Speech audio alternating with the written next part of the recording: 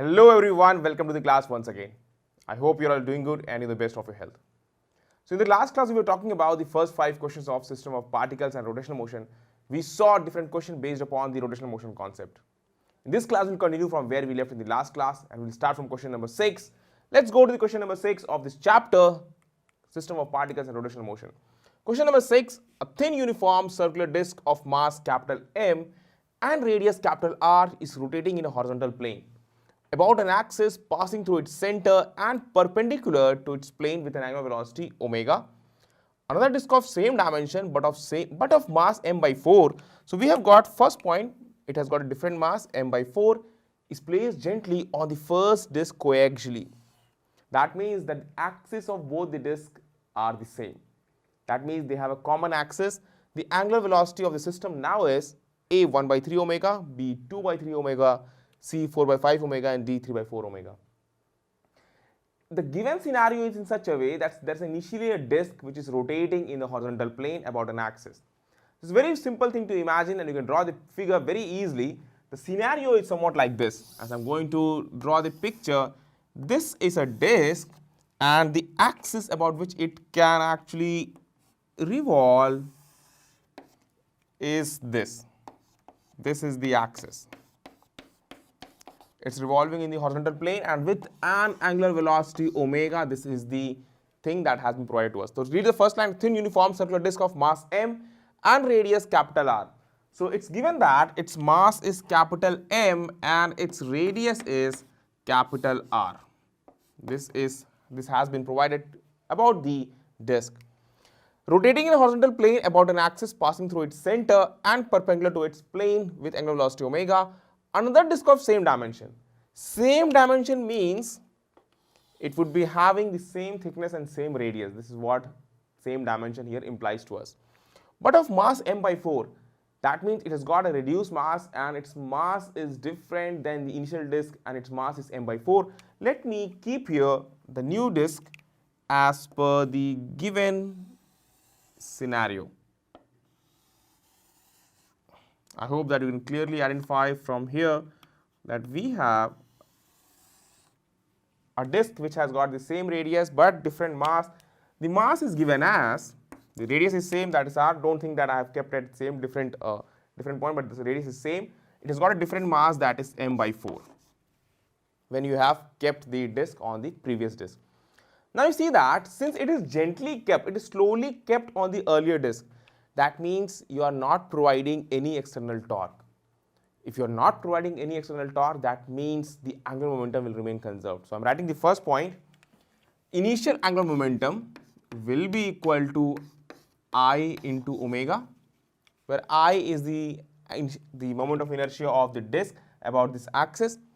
We all know that the moment of inertia of a disk is half mr square. So initial, let me mark this as I initial, and this I initial will be 1 by 2 mr square. Now you see that a second disk is kept over it. Mass m by 4, radius same, that is R. So if I talk about the final moment of inertia of the combined system, combined two disks, if I talk about, then we will be having half mr square plus the moment of inertia of the second disk about the same axis, that will be half its mass m by 4 multiplied by square of its radius. So half m by 4 r whole square. This is what we have to use. Now you see that half mr square plus 1 by 8 mr square. We can easily add both the two. Half plus 1 by 8 mr square. This can be written as 4 by 8. This is 1 by 8, so we will be getting 5 by 8 mr square. That's very simple for us to reach for the formula with the combined moment of inertia of the two disks. Now you see that we have to find out what is the angular velocity of this combined system. As I said you, the angular momentum remains conserved. Angular momentum remains conserved, so we can conserve the angular momentum. So let me write the reason for it as disk is kept gently or slowly. As disk is kept slowly over the previous disk, we would be having no external torque. So torque external is equal to 0. Therefore, initial angular momentum will be equal to final angular momentum.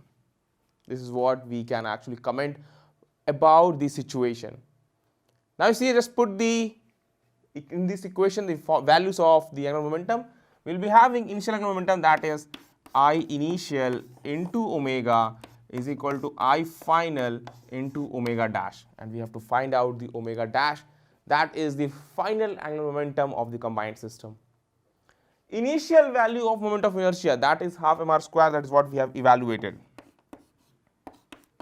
Half mr square multiply with omega is equal to final moment of inertia, that is 5 by 8. We have already evaluated 5 by 8 mr square. Let's put here 5 by 8 mr square multiply with omega dash. Clearly, I believe that you would have understood now what to do. We have to only cancel out some common terms at both the ends. See that r square will be cancelled out. We will be having, this will go 4 times, so 4 by 5 omega dash will be equal to 4 by 5 omega. I believe that this would be clear to you all how to evaluate such kind of question. You don't need examinations, such questions can come, let me tell you. It's not too tough, it's not too easy. You have to only conserve the angular momentum in this case, and you can't reach to the result very easily. The final answer we are having, the final angular velocity that you can see, that is equal to 4 by 5 omega. Let's check the option. 4 by 5 omega, that's option number C. That's the right answer. Rest all options are incorrect.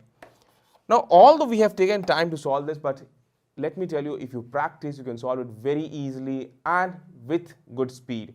That will save your time on this. You need not to draw the diagram on the day for examination. You should have the thinking in your mind that you have to proceed in this way. You can actually save on time and you can answer it quickly. But the method will be this. I have elaborately explained each and every step. Hope you have understood it and hope you can apply and understand where to conserve the angular momentum. The next one. So we have done this, such kind of question, and there will be variety of question based upon conservation of angular momentum that can be asked in your examination. Let's go ahead with the next question of the day. Question number 7. A force F is applied at the top of a ring of mass capital M. So you can see that this is a ring. On its top you are applying a force F and radius r. Its mass is capital M, its radius is r, placed on a rough horizontal surface as shown in figure. So we have this rough horizontal surface. On this we can see that a ring is placed. Friction is sufficient to prevent slipping. You can see that friction is sufficient to prevent slipping. The frictional force acting on the ring is A, F by 2 towards right, B, F by 3 towards left, C, 2F by 3 towards right, D is 0. First of all, try to understand in the given situation, only 2 things are provided, or you can say 3 things. First of all, what kind of object it is. It's a ring.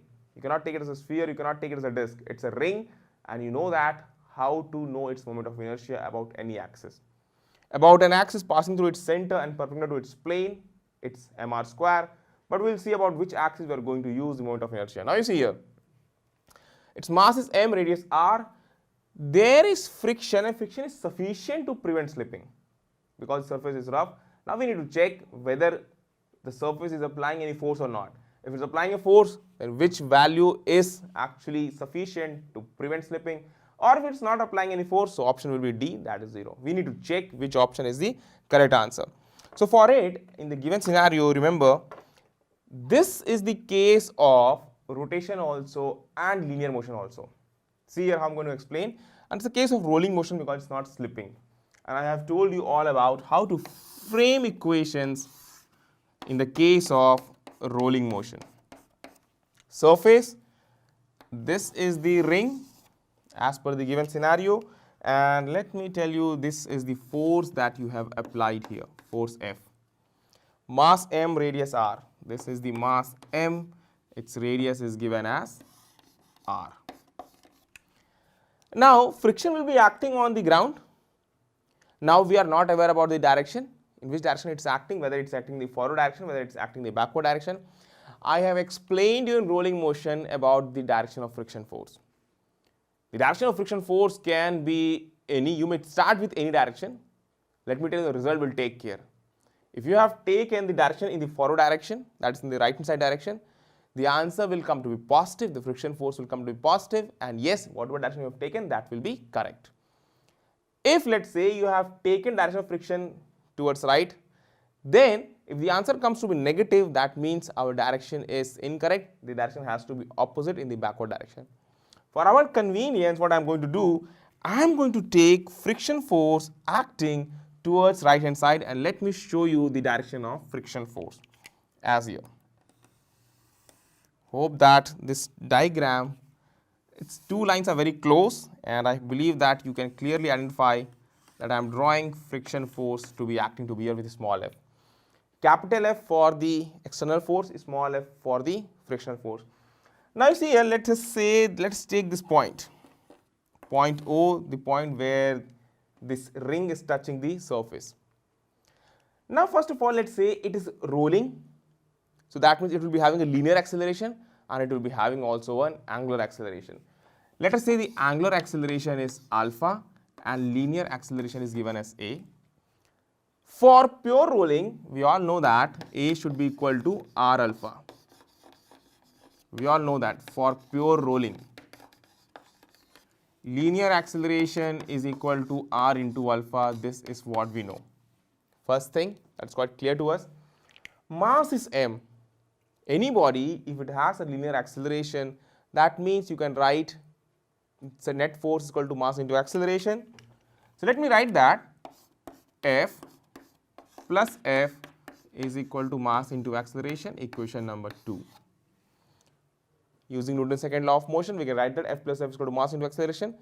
Now since the body is rotating, try to understand, since the body is rotating, that means the net torque, that it should be, there should be net torque acting on it. Now you see here, can we think that the body is rotating about this point? Can we think that, because this would be acting as the instantaneous axis of rotation? So if I take this point as the point about which the body is rotating, we will be having torque acting about this point will be F into 2r, or let me write down torque net is equal to I into alpha. So torque net will be equal to F into 2r is equal to I. Now I am talking about point O. Let me write here for clarity. Torque about point O. We are calculating torque about point O so that you may not get confused why we are writing in this way. We are talking about torque about point O, so that our variables used that will be less. So F into 2r, friction will not provide any torque about this point, that's quite obvious, will be equal to I. Now moment of inertia about this point O, that will be equal to mr square plus mr square, because about this axis we know that the axis passing through the center and perpendicular to the plane is mr square. So about this axis it will be mr square plus mr square, that's 2mr square. So let me first of all clearly write that I about point O, that will be given as mr square plus mr square is equal to 2mr square. Clearly we can write this. Now you can put the value of I as 2mr square here. So you will be having F into 2r or 2fr is equal to 2mr square into alpha. We can put in this way. So from here, what values you can actually make out? Clearly 1r and 1r will be cancelled out. So let me cancel out the value of 1r. Now from here, can we write the value of alpha as F upon mr? Value of alpha as F upon mr. So let me write here, value of alpha is equal to F upon mr. This is what we can write about, comment about alpha. Next thing you see here, if we put the value of A equals to r alpha. So A equals to r alpha, so A will come out to be r into alpha is equal to r into F by mr. This is what we are going to obtain, that is F by m. A equals to F by m. Let's go and put here A equals to F by m in equation number 2. So substituting this value A equals to F by m in equation number 2, we'll be having F plus small f is equal to mass into acceleration, that is F by m, that is equal to F. So if F plus F is equal to F plus F is equal to F, clearly you can cancel out the value of capital F. That means frictional force will turn out to be 0. This is what we are obtaining in the final relation, friction force is equal to 0. So stepwise we proceeded and we came to know that friction force doesn't have any value, it's 0 in this case. It's not acting, it's got no value. So don't get confused that it's F by 2 towards right, it's F by 3 towards left, 2F by 3 towards right. Don't get confused with the values provided. If you evaluate accordingly, if you go with the sequence of steps as provided, you'll get that friction is acting as 0. It's a very good question, and such question can be asked. The level of difficulty is moderate, can be asked in your NEET examination. I hope that it will enhance your understanding of this concept of how to use forces equation in the case of pure rolling motion. I believe that this has enhanced your understanding, and yes, after this session also do practice question based upon pure rolling. Pure rolling is such a case that can be asked in your examination. Not too tough question, but yes, such questions can be framed in your examination. Let us go ahead with the next question of the day. Question number 8. A particle undergoes uniform circular motion. Remember uniform circular motion, this is the thing that has been provided. About which point on the plane of the circle will the angular momentum of the particle remain conserved? A, center of the circle, B, on the circumference of the circle, C, inside the circle, D, outside the circle. We need to talk about which point, see here, will the angular momentum of the particle remain conserved. First of all, the scenario is very simple. Particle is moving in a circular motion. Any particle is moving in a circular motion. This is what that has been provided to us. We all know that for any particle, any body, any point mass to move in a circular motion, the only force required is the centripetal force. And the centripetal force acts towards the center of the circle about which the particle is rotating. The center of the circle in this case will be this. The only force acting would be centripetal force. Let me write down here. So one thing is quite sure. If a force passes through a point, that means it is not going to provide any torque about that point. So torque of the centripetal force about the center will be 0. So let me write down torque about center of the circle will be 0. If no torque is acting about any point, that means you can go ahead, you can conserve the angular momentum about that point. That means angular momentum will remain conserved about this point. It will remain conserved. Quite obvious, quite easy for us to comment on this. I believe that you have got the answer which I have said indirectly. That means the angular momentum will remain conserved about the center of the circle, because for a body going in uniform circular motion, the only force acting is the centripetal force, and that will be acting towards the center. Since it passes through center, it will not provide any torque. If no torque acts on the body, quite obvious, as I have used in the 6th question also, angular momentum will remain conserved. So quite easy question, objective question and conceptual question, and I believe that you would have got to know what kind of questions do appear in your examination. All conceptual, getting into the detail of the chapter. Let's go to the question number 9.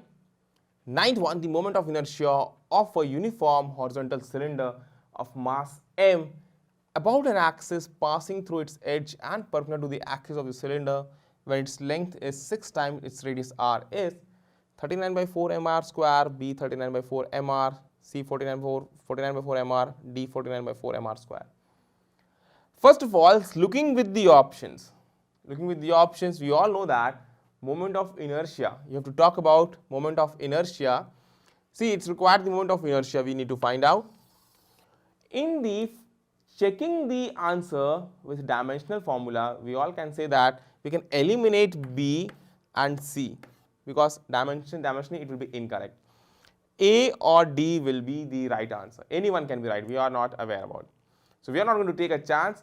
Now in a regular class, I have derived the moment of inertia of a uniform cylinder which has got some width also, some length also, some thickness also.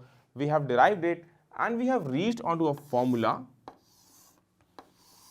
If you remember in our regular session, if you have watched, if you're remembering all the formulae, you must be knowing for the cylinder which has got a length L and radius R,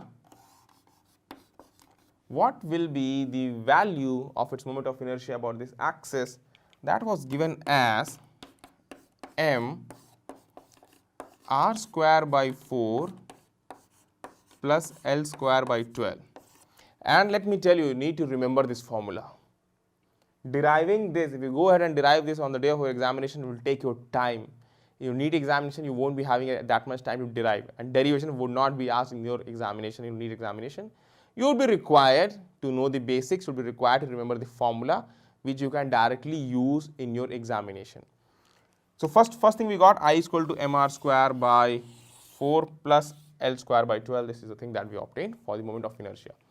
Now it says that, you see here, moment of inertia uniform horizontal cylinder of mass m about an axis passing through its edge and perpendicular to the axis of the cylinder.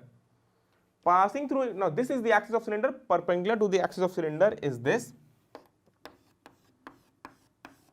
Passing through, this is the new axis about which we have to find the moment of inertia. Now how to comment on this? The distance that will be from this axis will be L by 2. This axis is passing through center of mass. This axis is passing through center of mass. Can we use theorem of parallel axis that is applicable for three-dimensional object? And if you know the moment of inertia about an axis passing through center of mass, then you can use the theorem of parallel axis to find out the moment of inertia about a new axis which is parallel to the axis passing through center of mass. So can we write moment of inertia I about new axis, that will be I about center of mass plus m and L by 2 whole square. This is what we can comment. So I about center of mass is what? M r square by 4 plus L square by 12. Now we can take m as common, this will be L square by 4. We got I moment of inertia about the new axis. This is what we have got. Now I about new axis, it is in terms of R and L. You see here it's given that perpendicular to the axis of cylinder when its length is 6 times its radius R. Length is 6 times its radius R, so we can write that L is equal to 6R. You have to only substitute L equals to 6R, and since the answer is given in terms of R, so we need to eliminate L. It's given in terms of R. What do you do? 6R you just substitute, you will get I new is equal to m r square by 4 L square by 12 plus L square by 4. We can simplify it. You will be getting this L square by 12. Can you write this as 3L square by 12? So 3 by 12 plus 1 by 12, you will be getting 4 by 12 L square. That will be 1 by 3 L square. L square by 3 you obtain. Now put L equals to 6R. You will be getting 36 R square by 3. So finally this will come out to be m r square by 4 plus L square by 3, that will give you 6R whole square, you will get 36 R square by 3. We got this. So you can see that we have reached the end of the board. Let me wipe the board. So what you do, take note till here. I will start from the other end. Take note till here. Okay, I believe that you would have taken down till the bottom end, and let me wrap this part. This is not required and we have used this part in our question. Let me rub this part and let us go ahead and let us just simplify this part that we have reached m r square by 4 plus 36 r square by 3. This will be 12 r square. So let me write down this as I nu that is equal to m r square by 4 plus 12 r square. This is what we are going to obtain. So 12 r square plus this you are going to do. So you will be getting m. We can write this as 48 by 4. This can be written as 48 by 4. So 48 by 4 plus 1 by 4 we are getting 49 by 4. This will come out to be 49 by 4 r square. In very simple form, this will be 49 by 4 mr square.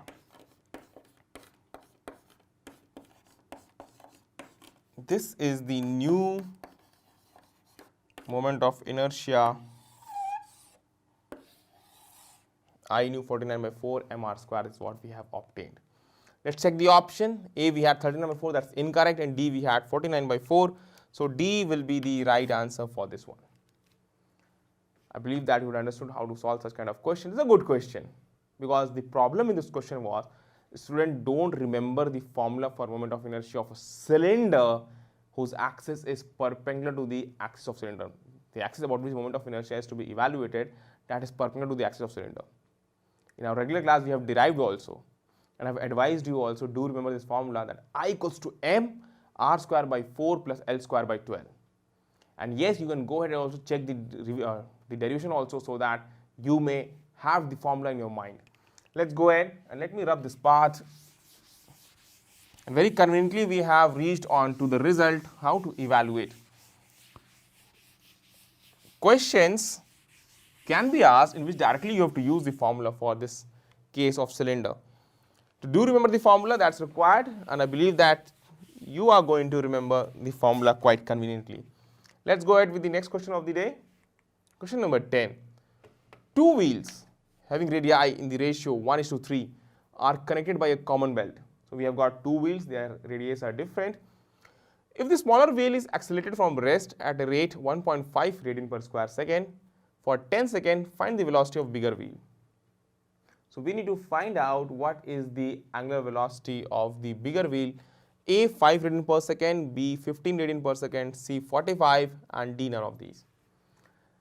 Let me tell you the situation, what is happening. We have got two wheels whose radius, or let's say whose radii in the ratio 1:3 are connected by a common belt. This will be the scenario. This is one wheel, this is the other wheel. You must have seen such machines in which there's a conveyor belt attached to connect two wheels. Such machines would have seen, and the conveyor belt would be rotating as they rotate. Now, since they are connected by a conveyor belt, it's common belt, their linear velocity has to be same. So I'm writing, if it's got linear velocity as v1, its linear velocity, let's say it's v2. So one thing that you can write that v1 should be equal to v2. Now you see that, but angular velocity may be different. Let's say angular velocity in this case it will be omega 1. In this case it is omega 2. And radius is also different, r1 and r2. Given that r1 and r2 are in the ratio 1:3, r1 and r2 are in the ratio 1:3, so we written down r1 by r2 equals to 1/3. Now you see that 1/3 we have used it. Now if the smaller wheel is accelerated from rest at a rate 1.5 radian per square second for 10 seconds, so can we comment on what angular velocity it's going to reach after 10 seconds? So if I write omega is equal to omega naught plus alpha t, omega naught is 0, alpha is 1.5, multiply with 10, you are going to get 15 radian per second. 15 radian per second is the angular velocity of the smaller wheel. Now you see that v1 equals to v2, this I have already told you why this will be. So you can write r1 omega 1 will be equal to r2 omega 2. From here you can write omega 2 will be r1 by r2 multiply with omega 1. and R1 by R2 is given as 1 by 3, omega 1 is 15, this comes out to be 5 radian per second. So the larger wheel, the wheel with the higher radius, the wheel with the bigger radius, that's its angular velocity will be 5 radian per second. So I am going to write here its angular velocity is 5 radian per second. Hope that that's clear to us how we have evaluated. If it is rotating with 15 radian per second, this has to rotate with only 5 radian per second. The same thing you can imagine in your bicycle also. I believe that you all would have rode a bicycle. You would have seen that there are the teeth arrangement given, the teeth and saw arrangement given. You have got 2 wheels, one at the rear part, one at the middle part. The radius of both the wheels are different. I'm not talking about the wheels of the cycle, I'm talking about the wheel that is actually connecting the chain of the bicycle. So now you would be knowing that the one that is the wheel that you are pedaling, that is of higher radius, that would be rotating with a less angular speed compared to the one which is at the rear end. This will be rotating at a higher angular speed. So that the linear velocity can be same, can be common for the tangential point, for the any point on the wheel, its linear velocity will be same. So the answer we got, that is 5 radian per second. Let's check. We are having A option as 5 radian per second. That is the right answer. I believe that you would have understood how to approach in such kind of question. Such kind of question can be asked in your NEET examination. All these 10 questions that we have discussed in this exercise, I believe that would be of great help to you all. But let me tell you, after the class also you have to practice on your own the unsolved question so that you can enhance your efficiency. That's required. You can enhance your understanding. And remember, solving unsolved question is the one thing that is most prominent, and that is what is required for a preparation. Just don't be satisfied with all this solved question that we are discussing, all the solved example you see in your book. Also solved, unsolved, at least 30 to 40 question unsolved, or even 50 unsolved question you need to solve in each chapter, so that you may understand what kind of questions can come, how differently a question can be framed based upon one concept. That will be good for understanding. I hope that you have enjoyed this class, you have learned a lot from this class. I'll meet you on the next class with some more concepts, some more questions. Till the time, thank you everyone, wish you all the very best.